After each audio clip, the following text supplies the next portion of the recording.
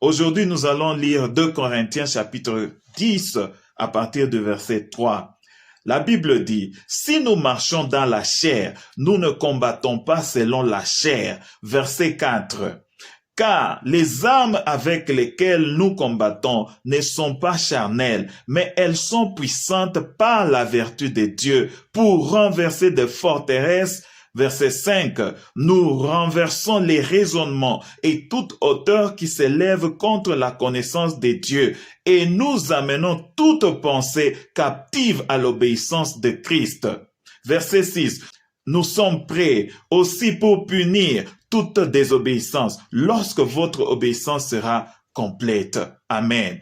Paul est en train de nous dire que la vie que nous sommes en train de mener est un combat. Et si, il dit dans le verset 3, si nous marchons dans la chair, nous ne combattons pas selon la chair. Là, vous allez comprendre que le combat que nous sommes en train de faire face sur terre n'a rien à voir avec ce corps physique, n'a rien à voir avec la chair, n'a rien à voir avec notre corps. C'est un combat qui est dans une autre dimension. Alléluia.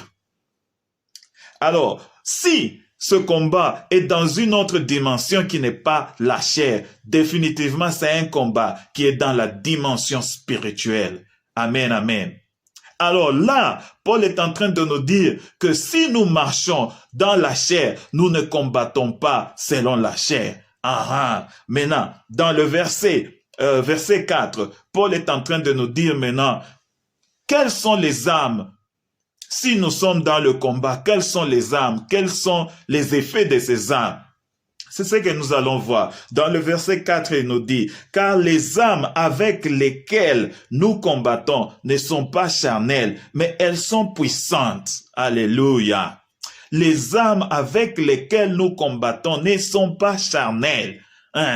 Donc, quand tu comprends que tu as un problème dans ta vie, si tu découvres que ce problème que j'ai, si j'ai ce problème ici, c'est parce que tel m'avait dit, tel m'avait fait, tel a fait quoi, tel a fait ceci, cela. Bien aimé dans le Seigneur, tu dois comprendre que ce n'est pas un combat charnel. Tu ne dois pas aller faire face à la personne charnelle. Le combat est dans la dimension spirituelle. Et les armes que nous combattons dans ce combat ici ne sont pas charnelles. Ce n'est pas avec la façon, les attitudes qu'on doit afficher, les réponses, les actes qu'on doit poser qui doivent faire que nous allons conquérir ce combat. Non, non. Car les armes que nous sommes en train de combattre avec ne sont pas charnelles. Donc c'est un combat qui a une dimension spirituelle. Alors Paul est en train de nous dire que car les armes avec lesquelles nous combattons ne sont pas charnelles, mais elles sont puissantes par la vertu de Dieu. Les armes que nous combattons avec sont puissantes par la vertu de Dieu. Maintenant, Paul est en train d'énumérer les effets que ces armes peuvent faire lorsque nous les utilisons dans le combat.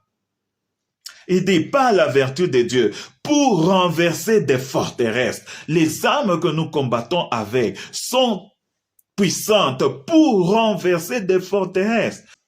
Verset 5, il nous dit, « Nous renversons les connaissances et toute hauteur qui s'élève contre la connaissance de Dieu.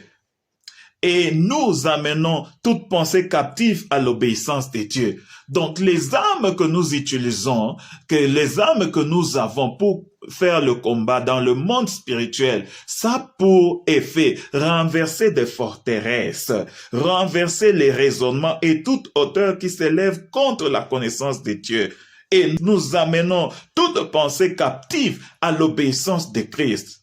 Et Paul est en train d'ajouter, il nous dit dans le verset 6, « Nous sommes prêts aussi à punir toute désobéissance lorsque votre obéissance sera parfaite. » Alors, bien-aimés, vous allez comprendre que nous avons besoin de nous munir de ces armes. Et ces armes-là, ce sont les armes spirituelles. Et Paul est en train de dire que ce sont des armes qui sont puissantes.